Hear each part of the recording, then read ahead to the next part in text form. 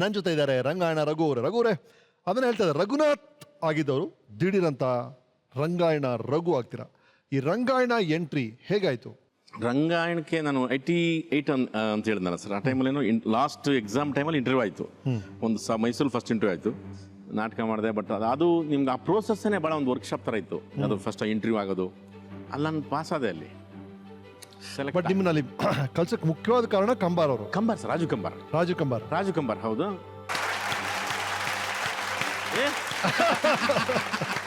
Welcome.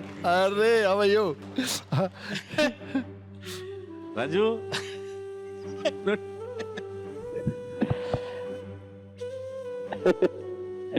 ತೆಗೀರಿ. ಪಾತ್ರದ miss ಹೆಂಗ್ ತೆಗಿತೀರಾ?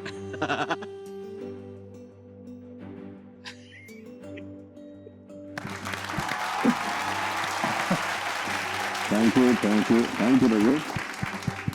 ಹುಡುಗಾಟಿಕೆ ಮಾಡಿದ್ದು ನೋಡಿ, ಜೀವನವೇ ಆಗ್ಬಿಡ್ತು.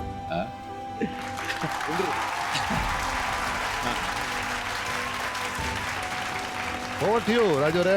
ಚಂದ್ರಶೇಖರ್ ಕಂಬಾರ್ ಅವರ ಪುತ್ರ ರಾಜು ಕಂಬಾರ್ ಅವರು, ನೀವು ಮಾಡೋಂಥ ಒಂದು ಸಲಹೆ, ಒಬ್ಬ ಫ್ರೆಂಡ್ ಹೇಳಿದ್ರು ಅಂತ ಅವ್ರು ರಂಗಾಯಣ ಸೇರ್ಕೊಳ್ತಾರೆ, ಇವತ್ತು ನಮ್ಮ ಸಾಧಕರ ಸೀಟಲ್ಲಿ ಕೂತಿದ್ದಾರೆ, ಆ ಕೀ ಪಾಯಿಂಟ್ಗೆ ಕಾರಣ ನೀವು. Thank you Raju. ಎಷ್ಟೊತ್ತಿ ಥ್ಯಾಂಕ್ಸ್ ಹೇಳ್ತಿರ್ರಿ? ಅಯ್ಯ, ಎಷ್ಟೊತ್ತಿ ಹೇಳಕ್ ಬೆನ್ನತ್ತಿ ಬಂದ್ರಲ್ಲ ನೀವು. ಎಷ್ಟೊತ್ತಿ ಹೇಳಕ್ ಸಾಧ್ಯ ನೀವು? ನಾನಾದ್ರೂ ಅದೆಷ್ಟೊತ್ತು ಹೊತ್ಕೊಳಕ್ ಸಾಧ್ಯ ಹೇಳ್ರಿ ಸರ್. ಅದ್ಭುತ ಕಲಾವಿದ. ನಾನು ಗಮನಿಸಿದ್ದೇನೆಂದ್ರೆ ಇವರ ನಟನೆ ಮತ್ತು ಹಾವಭಾವಗಳು ವಿಭಿನ್ನವಾಗಿರ್ತಿದ್ವು. ಆಗ್ಲೇ ಗೊತ್ತಿತ್ತು ನನಗೆ ಈತ ಒಬ್ಬ ದೊಡ್ಡ ನಟ ಆಗಕ್ ಸಾಧ್ಯ ಅಂತ. ಮತ್ತೆ ನಾನು ಲಾಯರ್ ಆಗ್ತೀನಿ ರಾಜು ಅಂತೇಳಿ, ಲಾಯರ್ ಆಗ್ತೀನಿ ಸರಿ, ಬರ ಓದ್ಬೇಕಲ್ಲ ಅದಕ್ಕೆ. ಅದು ಸಮಸ್ಯೆ ಇದೆಯಲ್ಲ, ಅದು ಸಮಸ್ಯೆ ಆಗ್ಬೇಕು ಅಂತ ಆಸೆ ಪಡ್ಬೋದು, ಬಟ್ ಓದ್ಬೇಕಲ್ಲ. ಇದೇ ಇನ್ನು ಸಿಗೋದಿಲ್ಲ ಇವ್ರು ಅಂತೇಳಿ ಕೇಳಿ ನಾವು ಒಂಥರ ಈ ಕೈದಿಗಳು ಎಳ್ಕೊಂಡು ಹೋಗ್ತಾರ ನೋಡ್ರಿ, ಬರ್ರಿ ಅಂತೇಳಿ ಆ ಕಡೆ ಅವರು ಈ ಕಡೆ ನಡ್ರಿ ಅಂತೇಳಿ ರಂಗಾಯಣ ಸೇರಿಸ್ಬಿಟ್ರಿ. ಬಸ್ ಹತ್ಸಿದ್ವಿ, ಕೆಂಗೇರಿ ಬಸ್. ಅಲ್ಲಿಂದ ಶುರು ಆಯ್ತು. ಅಲ್ಲಿ ಶುರು ಆಯ್ತು. So nice. ಕಮ್ ರಾಜು ಅವರೇ, thank you so much. Please join us. ಇನ್ನು ರಘು ಬಗ್ಗೆ ಏನೇ ವಿಷಯಗಳಿದ್ರು ನಮ್ಮ ಜೊತೆ ಹಂಚ್ಕೋಬೇಕು. ಕೂತು. ಓಕೆ, ಇವರೆಲ್ಲರೂ ಮಾತಾಡ್ತಿರ್ಬೇಕಾದ್ರೆ ಮಧ್ಯದಲ್ಲಿ ಅವ್ರು ಹೇಳ್ತಾರೆ ಅವರಪ್ಪ ಲಾಯರ್ ಆಗಬೇಕು ಅಂತ ಆಸೆ ಪಟ್ರು. ಅಮ್ಮನ ಬಗ್ಗೆ ಮಾತಾಡಿದ್ವಿ. Tell me about your father. ಚಿಕ್ಕ ವಯಸ್ಸಿನ ನಾವು 9 ಜನ ಮಕ್ಕಳು, ಜಾಯಿಂಟ್ ಫ್ಯಾಮಿಲಿ. ಅದು ನನಗೆ ಯಾವಾಗಲೂ ಹೇಳೋರು ನಮ್ಮಪ್ಪ, ನನ್ನ ಮಗನ ಲಾಯರ್ ಮಾಡಬೇಕು ಅಂತ. ಅದು ಹೇಳೋರು. ಇನ್ನೊಬ್ಬ ನಮ್ಮ ಅಣ್ಣ ಕೃಷ್ಣಕುಮಾರ್ ಅಂತಿದ್ದ, ಅವ್ನು ಬಟ್ ಚೆನ್ನಾಗಿ ಓದೋನು. ಅದು ಏನೋ ಅವ್ನು ಡಿಗ್ರಿ ಮುಗಿಸ್ಕೊಂಡು ಅವನು ಮತ್ತೆ ಅವ್ನು ಲಾ ಮಾಡ್ದ, ನಮ್ಮ ಅಣ್ಣ ಲಾಯರ್. ಆಗಲಿಲ್ಲ ನನಗೆ ಜ್ಞಾನ ಎಲ್ಲ ಊರಿನ ಕಡೆಗೆ ಇತ್ತು.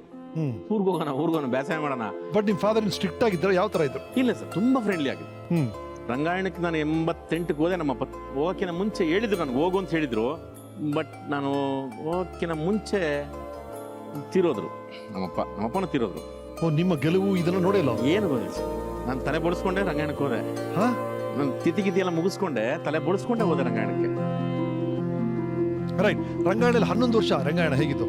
ನಾನು ಫಸ್ಟು ರಂಗಾಯಣಕ್ಕೆ ಹೋಗಿ ಮುಖ್ಯ ಉದ್ದೇಶನೇ ಅಲ್ಲಿ ಓದೋದಿರಲ್ಲ, ಸುಮ್ಮನೆ ನಾಟಕ ಮಾಡ್ಕೊಂಡು ಇರ್ಬೋದು, ಈ ಎಕ್ಸಾಮ್ ಏನಿರಲ್ಲ, ಆರಾಮಾಗಿರ್ಬೋದು ಅಂತ ಹಂಗಂದ್ಕೊಂಡು ಹೋಗಿದ್ದು.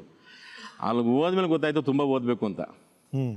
ಕತೆಗಳು, ಕಾದಂಬರಿಗಳು, ಇತಿಹಾಸ, ಇದ್ರ ಬಗ್ಗೆ ತುಂಬ ಹೆಚ್ಚು ಓದಬೇಕು ಅಂತ ಅಲ್ಲಿ ಹೋದ್ಮೇಲೆ ಗೊತ್ತಾಯ್ತು.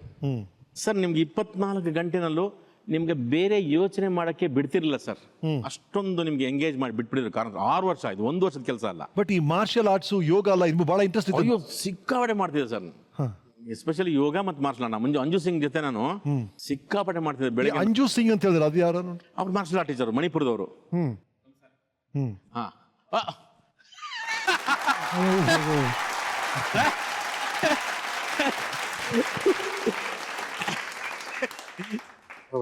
ಹಾ ಸರ್, ಚೆನ್ನಾಗಿದ್ದೀನಿ ಸರ್. ಬನ್ನಿ, ಈಗ ತಾನೇ ಹೇಳ್ತಿದ್ರು ನೀವೇ ಅಂತ ಅವ್ರಿಗೆ ಕರಾಟೆ, ಜೂಡೋ ಎಲ್ಲ ಕಳ್ಸ್ಕೊಳ್ತಾ ಇದ್ದಾರೆ. ಕೂದಲು ಜನ ಓವರ್ ಟು ಯು. ಬಿಗಿನಿಂಗ್ ಅಲ್ಲಿ ನಮಗೆ ಮಾರ್ಷಲ್ ಆರ್ಟ್ ಹೇಳ್ಕೋರಿಕೆ ಬಂದಿರೋದು. ಆಕ್ಚುಲಿ ನಮ್ಗೇನು ಗೊತ್ತಿಲ್ಲ ಮಾರ್ಷಲ್ ಆರ್ಟ್ ಥಿಯೇಟರ್ಗೆ ಯಾಕೆ ಬೇಕು ಅಂತ. ಅದಾದ್ಮೇಲೆ ಅಲ್ಲಿ ಬಂದ್ಮೇಲೆ ನಮಗೆ ಮಾರ್ಷಲ್ ಆರ್ಟ್ ಆದ್ರೆ ಆನ್ ಸ್ಟೇಜ್ ಅವ್ರಿಗೆ ಎನರ್ಜಿನ ಹೆಂಗೆ ಕಲೆಕ್ಟ್ ಮಾಡೋದು, ಎನರ್ಜಿನ ಹೆಂಗೆ ಎಕ್ಸ್ಪೋಸ್ ಮಾಡೋದು, ಬಾಡಿ ಲ್ಯಾಂಗ್ವೇಜ್ ಮತ್ತೆ ಬಾಡಿ ಅವ್ರಿಗೆ ಥ್ರೋ ಮಾಡೋದು, ಕಲೆಕ್ಟ್ ಮಾಡೋದು. ಆಮೇಲೆ ಇದು ಪೋಸ್ಟರ್ಸ್ ಇರುತ್ತೆ, ಅದು ಅವಾಗ ಆನ್ ಸ್ಟೇಜ್ಗೆ ತುಂಬ ಇಂಪಾರ್ಟೆಂಟ್ ಆಗುತ್ತೆ ಅಂತ ಅವರು ನಮ್ಮ ಕಾರಂತರೇ ನಮಗೆ ಗುರು, ಅವ್ರಿಗೆ ನಮ್ಗೆ ಹೇಳ್ಕೊತಿರೋದು. ನಾನು ಅವ್ರಿಗೆ ಟೀಚರ್ ಆಗಿ ಬಂದಿದ್ದೀವಿ, ಆದ್ರೆ ನಾನು ಅವ್ರನ್ನ ಸ್ಟೂಡೆಂಟ್ ಆಗಿ ಟ್ರೀಟ್ ಮಾಡಲ್ಲ, ನಮ್ಮ ಕೋಲಿಕ್ನೆ. ಓ ರಘು ಅವರೇ ಸ್ಟಿಕ್ ಕೊಡ್ತೀವಿ, ಸ್ಟಂಟ್ ಮಾಡಿ ತೋರಿಸ್ತೀರಾ? ಅಯ್ಯಯ್ಯೋ ಏನಾರು ಗುರುಗಳು ಬೇರೆ ಇದಾರೆ ಇಲ್ಲಿ, ಅವ್ರು ಕಂಪೋಸ್ ಮಾಡಬೇಕು. ಕೊಡ್ರಪ್ಪ, ಸಾರ್ ಕಂಪೋಸ್ ಮಾಡ್ತಾರೆ.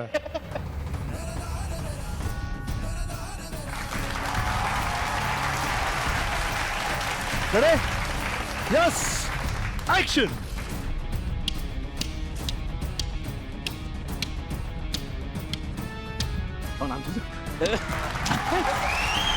Hi hi. ಓ ಓ ವಾವ್, ಜಂಪ್ ತಗೋಬೇಕದು. ಆಸಮ್. ಆ ಜಂಪ್ ಇನ್ನೂ ನೆನ್ಪಿಟ್ಕೊಂಡಿದ್ದೀರಲ್ಲ sir. So nice, thank you thank you thank you thank you. ಏನ್ ಡೈಲಾಗ್ ಕರೆಕ್ಟಾಗಿ ಹೇಳ್ಬಿಡಿ ಅಷ್ಟೇ. ನಾನು ಪ್ರೋಗ್ರಾಮ್ ಶುರು ಮಾಡಿದ್ದೆ ನಿಮ್ಮ ಡೈಲಾಗ್ ಇಂದ, ಮರೆಯೋಕ್ಕಾಗಲ್ಲ ನಾವು. ತಲೆ ಬಾಚ್ಕೊಳ್ಳಿ, ಪೌಡರ್ ಹಾಕೊಳ್ಳಿ, ದುನಿಯಾ ತುಂಬಾ ಕಾಸ್ಟ್ಲಿ. ಅಂಕಲ್ ಆಂಟಿಗೆ, ಟಾಕೀಸ್ಗೆ ಯಾರು ಎಲ್ಲಿ ಯಾವಾಗ ಏನಾಗ್ತಾರೆ ಅಂತ ಯಾರಿಗೂ ಗೊತ್ತಿಲ್ಲ. ಕೈ ತೋರಿಸಿ ಕೈ ತೋರಿಸಿ ಕೈ ತೋರಿಸಿ. ಅಯ್ಯಯ್ಯೋ, ರೇಖೆಗಳ ಅಳಿಸಿ ಹೋಗಿಲ್ಲಪ್ಪ. ಮೊದಲು ರೇಖೆ ಕೇಳಿಸಿ ಕೈ ಕೆಲ್ಸ ಯಾವ್ದು ಹಿಡಿ ತಗೊಳಕ್ಕ ಬ್ರೈನ್ ವರ್ಕ್ ಆಗುತ್ತೆ. ಎಲ್ಲಿ ನಿಮ್ಮ ಮೊಬೈಲ್ ರಸ್ತೆ ಇರಲಿಲ್ಲ ಅನ್ಸುತ್ತೆ ಆಮೇಲೆ? ಇಲ್ಲ ಸರ್, ಅದಾದ್ಮೇಲಿಂದ ಬೇರೆ ದುನಿಯಾನೇ ಬೇರೆ ತರ ಆಗೋಯ್ತು ಸರ್ ಎಲ್ಲಾನು. ನೀವು ಮಾಡದೇ ಇರೋ ಪಾತ್ರನೇ ಇಲ್ಲ ಅನ್ನೋ ಲೆವೆಲ್ಗೆ ವರ್ಸಟೈಲ್ ಆಗಿ ಇಷ್ಟೊಂದು ಅದ್ಭುತವಾದ ಪಾತ್ರಗಳನ್ನ ಮಾಡಿದ್ರಿ. ಒಂದು ಸ್ಪೆಷಲ್ ಕ್ರೌಡ್ ನಿಮಗೆ ಅಂತ, ನೀವು ಸ್ಕ್ರೀನ್ ಮೇಲೆ ಬಂದ್ರೆ ನಮಗೆಲ್ಲ ಖುಷಿ ಆಗುತ್ತೆ. ಆ ಥರ ಒಂದು ದೊಡ್ಡ ವರ್ಗ ನಿಮಗೆ ಅಂತ ಕಾಯ್ತಾ ಇದೆ. ನೀವು ಸ್ಕ್ರೀನ್ ಮೇಲೆ ಬಂದರೆ ಶಿಲ್ಲೆ ಬರ್ಸ್ ಚಪ್ಪಾಳೆ ಕೇಳೋಕ್ಕೆ ಖುಷಿ ಆಗುತ್ತೆ. ಒಂದು ಹಳ್ಳಿಯಲ್ಲಿ ಕುರಿ ಮೇಯಿಸ್ಕೊಂಡು ವ್ಯವಸಾಯ ಇರಬೇಕು ಅಂತ ಆಸೆ ಪಟ್ಟು ನೀವು ಈಗ ರಂಗಾಯಣ ರಘು ಆಗಿದ್ದೀರಿ, ಕರ್ನಾಟಕದ ಕಣ್ಮಣಿ ಆಗಿದ್ದೀರಿ, ಸಾಧಕರ ಸೀಟಲ್ಲಿ ಕೂತಿದ್ದೀರಿ. House your life? ಗುರುಗಳು ಬೀವ್ಕರ್ ಅಂತ ಹೇಳ್ದಂಗೆ ನಿಮ್ಮ ಪಾರ್ಟ್ನರ್ಸ್ ಯಾವತ್ತಿದ್ರು ಪ್ರೇಕ್ಷಕರು. ಆಲ್ಟರ್ನೇಟ್ ನಿನ್ನ ಪಾತ್ರಕ್ಕೆ ನೀನೇ ಆಲ್ಟರ್ನೇಟು, ಅದನ್ನ ನೀನೇ ಓವರ್ಕಮ್ ಮಾಡಬೇಕು. ನೀನು ಯಾವುದೋ ಬೇರೆ ಪಾತ್ರಗಳು ಬೇರೆ ನಟ ಅವನಿಗೆ ಹೋಲಿಸ್ಕೊಳ್ಳೋದಲ್ಲ. ನಿನ್ನ ಪಾತ್ರ ನೀನೇ ಓವರ್ಕಮ್ ಮಾಡಬೇಕು. ಆದಷ್ಟು ನಿನ್ನ ಪಾರ್ಟ್ನರ್ಸ್ನ ರೀಚ್ ಆಗಕ್ಕೆ ಪ್ರಯತ್ನ ಮಾಡು. ಎಷ್ಟು ಸಾಧ್ಯ ಆಗುತ್ತೋ ಅಷ್ಟು ರೀಚ್ ಆಗಕ್ಕೆ ಪ್ರಯತ್ನ ಮಾಡು. ಎಲ್ಲೋ ನಾವೀಗ ಇಷ್ಟು ವರ್ಷದ ಜರ್ನಿ ಒಳಗೆ ಪ್ರೇಕ್ಷಕರಿಗೆ ಅವ್ರಿಗೆ ಗೊತ್ತಾಗಿದ್ದೀವಿ. ಇನ್ನು ಮೇಲೆ ನಿಜವಾಗ್ಲೂ ನೀವು ಮತ್ತೆ ಸ್ಟಾರ್ಟ್ ಅಂತ ಅನ್ಕೋಬೇಕು, ಬೇರೆ ಥರನೇ ಕೆಲಸ ಮಾಡಿ. ವೆರಿ ನೈಸ್ ರಘುವರೇ. ನಮ್ಮ ಕಾರ್ಯಕ್ರಮದ ಕೊನೆ ಹಂತಕ್ಕೆ ಬಂದಿದ್ದೀವಿ. ನೀವು ಗೊತ್ತಿರೋ ಹಾಗೆ ನಮ್ಮ ಕೊನೆ ಸೆಕ್ಷನ್ ಇರೋದು, ನೀವು ಯಾರಿಗಾರು ಥ್ಯಾಂಕ್ಸ್ ಹೇಳಬೇಕು ಅಂತ ಆಸೆ ಪಟ್ಟರೆ, ಅಥವಾ ಯಾರಿಗಾರು ಸಾರಿ ಹೇಳಬೇಕು ಅಂತ ಇಚ್ಛೆ ಇದ್ದರೆ, ಅಥವಾ ಏನೋ ಒಂದು ಪಾಪ ಪ್ರಜ್ಞೆ ನಿಮ್ಮನ್ನು ಕಾಡ್ತಾ ಇದೆ, ಯಾರಿಗಾರು ಕನ್ಫ್ರೆಸ್ ಮಾಡಬೇಕು ಅಂತ ಆಸೆ ಪಟ್ಟರೆ, ಕ್ಯಾಮ್ರಾ ಅಲ್ಲಿದೆ, ನೀವು ಬಿಟ್ಟಿದ್ದು. ಒಂದು ಬಿ ವಿ ಕಾರಂತರಿಗೆ, ಮತ್ತು ನಮ್ಮಪ್ಪ, ನಮ್ಮ ದೊಡ್ಡಪ್ಪ, ಅವ್ರಿಗೆ ಥ್ಯಾಂಕ್ಸ್ ಹೇಳ್ಬೇಕು ಸರ್. ಅವರೇ ರೂಟು ಅನಿಸಿದ್ದೆ. ನಾನು ಅವ್ರ ಥರ ಆಗಬೇಕು ಅಂದ್ಕೊಂಡಿದ್ದು, ಅದನ್ನು ಚೇಂಜ್ ಮಾಡಿದ್ದು ಬಿ ವಿ ಕಾರಂತ ಚೇಂಜ್ ಮಾಡಿದ್ರು. ನಾನು ಸಾರಿ ಕೇಳಬೇಕಂದ್ರೆ, ಮದುವೆ ಆಗೋ ಟೈಮ್ನಲ್ಲಿ ನಾನು ಸ್ವಲ್ಪ ನನ್ನ ಹೆಂಡತಿಗೆ ಹಿಂದೆ ಮುಂದೆ ಮಾಡಿದೆ. ಆಗೋಣ ಬೇಡ, ಆಗೋಣ ಬೇಡ, ಆಗೋಣ ಬೇಡ. ಸಾರಿ. ಏನಾದ್ರು ಕನ್ಫೆಷನ್ ಇದೆಯಾ? ಕನ್ಫ್ಯೂಷನ್ ಪ್ರೇಕ್ಷಕರಲ್ಲಿ ಮಾಡ್ಕೋಬೇಕು. ಎಲ್ಲೋ ನಿಮ್ಗೆ ಅನಿಸುತ್ತೆ ನಾವು ಚೆನ್ನಾಗಿ ಮಾಡಿದಾಗ ಭಾಳ ಖುಷಿ ಪಡ್ತೀರಾ, ಏನು ಮಾಡ್ತಿದ್ದಾಗ ನಿಮ್ಗೆ ಎಲ್ಲೋ ನಮಗೂ ಮನಸ್ಸಾಗುತ್ತದು, ಏನು ಮಾಡಲಿಲ್ವಲ್ಲ, ಎಲ್ಲೋ ನಿಮಗೆ ಮೋಸ ಮಾಡ್ತಿದ್ದೀವಲ್ಲ ಅಂತ. ಮತ್ತು ಅದ್ರ ನಮ್ಗೆ ಆ ಹುಡುಕಾಟ ನಮಗಿದೆ. ನಿಮ್ಮ ನಿರೀಕ್ಷಣೆ ಹುಸಿ ಮಾಡಲ್ಲ, ನಮ್ಗೆ ಇನ್ನೊಂದು ಪ್ರಯತ್ನ ಅಷ್ಟೇ. ನಿಮ್ಮ ಸಹನೆ, ನಿಮ್ಮ ಸಹಾನುಭೂತಿ ಸ್ವಲ್ಪ ಇರಲಿ, ಅದನ್ನು ನಾವು ಮೀರ್ತೀವಿ. ನಾನು ಮೀರ್ತೀನಿ, ಗ್ಯಾರಂಟಿ ಮೀರ್ತೀನಿ. Very good Raghuvaran.